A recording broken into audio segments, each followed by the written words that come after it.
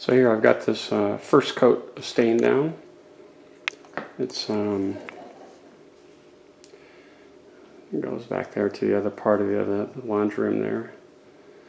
So this is diluted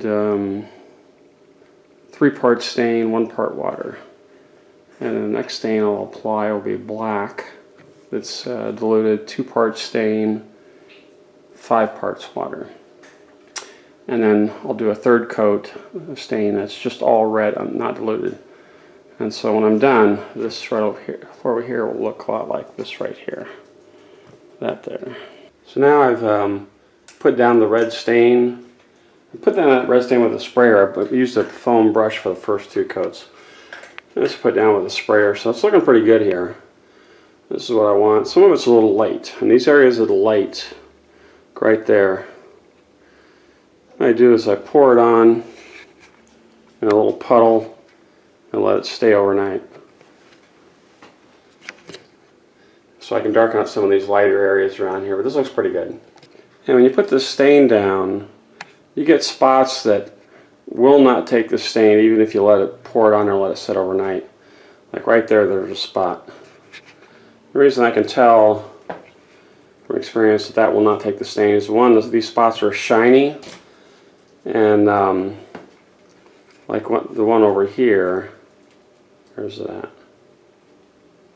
That one. Hey. That one's a similar kind of spot.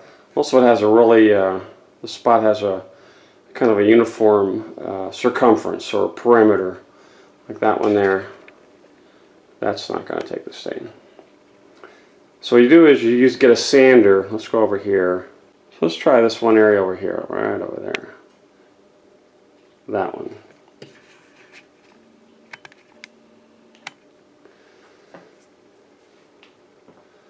Alright, so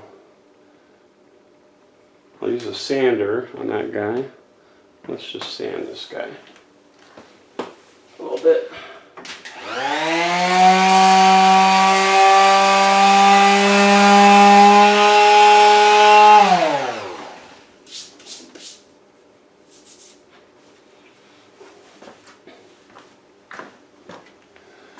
Okay, I got that sanded up now. We can get it wet.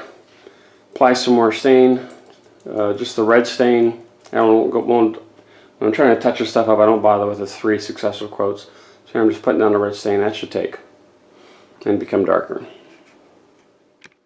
So when I'm done with putting down the stain, I need to wipe up the residue before I put the sealer down. So I get these 2 buckets, and I use paper towels and a sponge. And then when I'm wiping up the residue with a sponge, I'll rinse it in one bucket and I'll squeeze it out in this other bucket. So when I'm all done, I got this one bucket that's got this leftover residue stain, and it looks like a really dark tea. And here you see this bucket. I let it set overnight. I woke up in the morning and I saw this image. It was very unusual. I was like, why would it do that? It's separated basically into a pattern.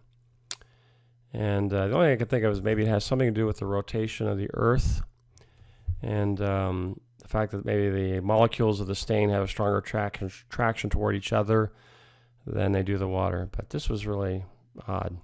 But oh well.